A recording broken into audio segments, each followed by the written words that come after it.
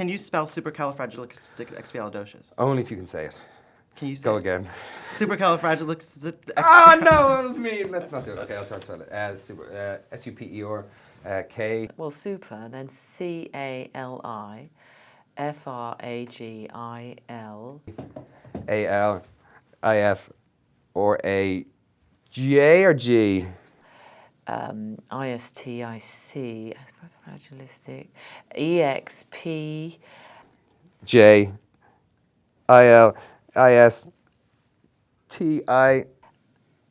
IA, hang on, XB, yeah, ALID.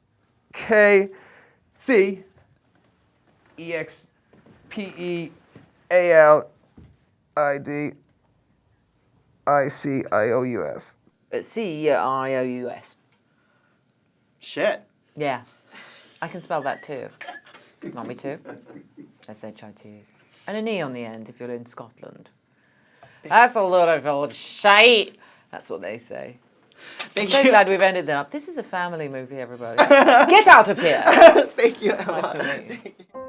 Winds in the east, mist coming in, like something is brewing, about to begin. Ladies and gentlemen, we are beginning our descent into Los Angeles. Welcome, Mrs. P.L. Travers, to the City of Angels. It smells like Jasmine. chlorine and sweat. Introducing the creator of our beloved Mary. Poppins. Never ever just Mary. Now, where is Mr. Disney? She's here. Well, Pamela Travers, you can't imagine how excited I am to finally meet you. Would you mind? My name is Mrs. Travers, Mr. Disney. Oh, Walt, now you gotta call me Walt. Okay, Emma, let's chat. Yes! I said that slightly too loudly. That shocked even me. You're English. It sounds great. Okay, I'm going to transform myself into Walt Disney. So hold one moment. What would you want to ask me and why? How much do you make every day at Disneyland, and what do you do with that money? I'm dead. Oh, well, so you haven't got any answers for me. This game isn't going to work. You're going to have some access here. I thought you were going to channel him. I could, maybe. Okay, I'm... Okay, you good?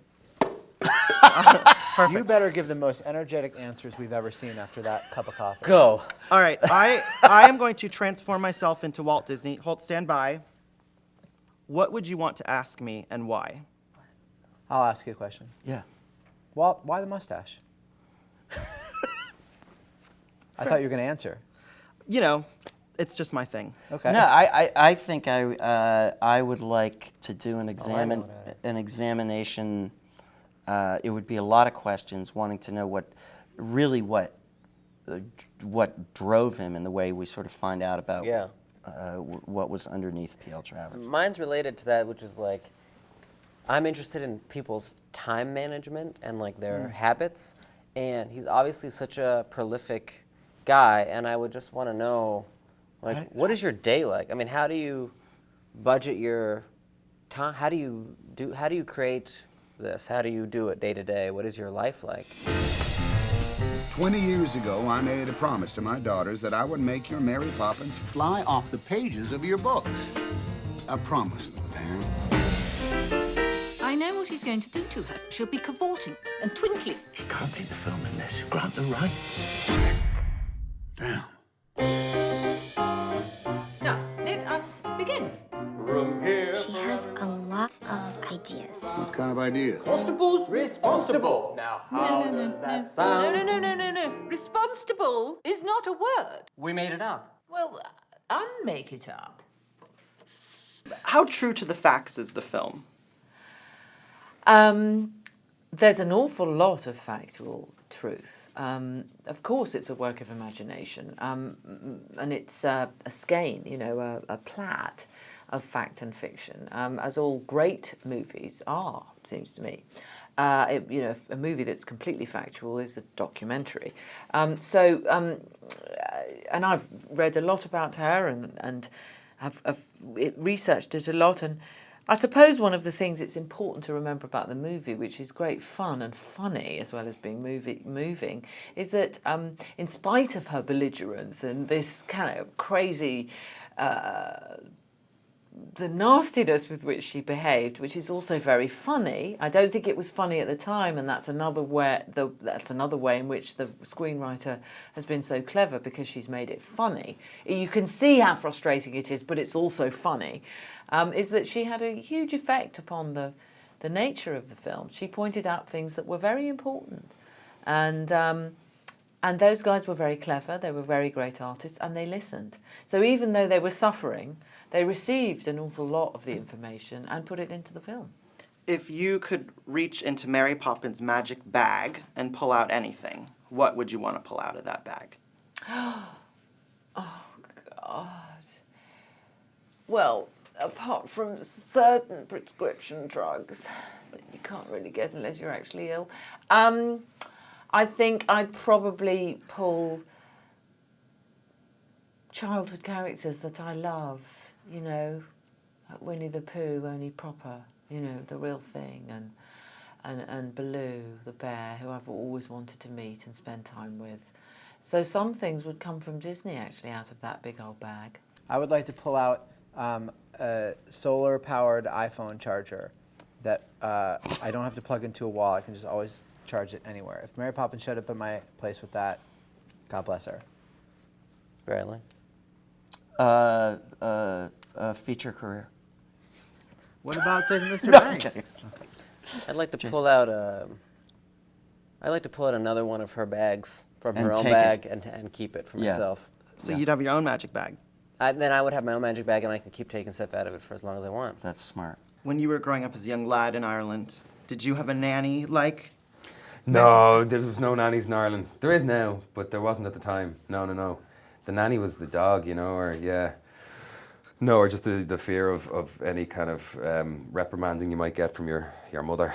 But no, with no nannies. A young Emma growing up in England, did you have a nanny like Mary Poppins? What was your We barely had a roof over our heads in those days. I was brought up by penniless actors, born in a trunk, you know, because they were actors, so we were in the theatre, as it were, and they were very poor.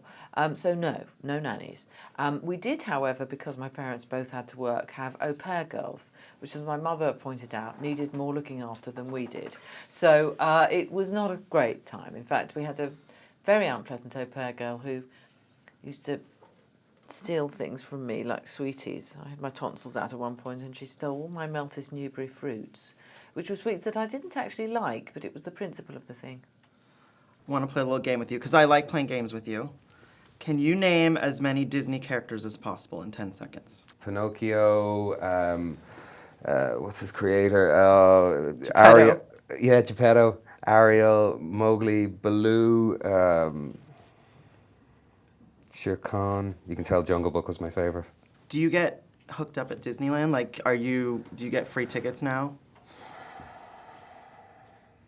It's a well-run business. That's all I'm saying.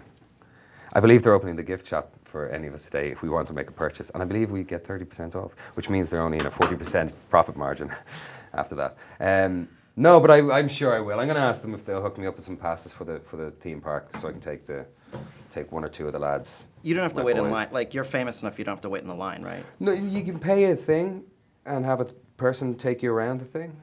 You can, so you can pay it or I can pay it. But I went there a while ago, and you put down a few of those, and then somebody takes you and the kids around, and you kind of skip the lines a little bit and feel a bit shameful doing it, but you get over that pretty quick. Mr. Travers, what am I missing here? I'm wondering what I have to do to make you happy.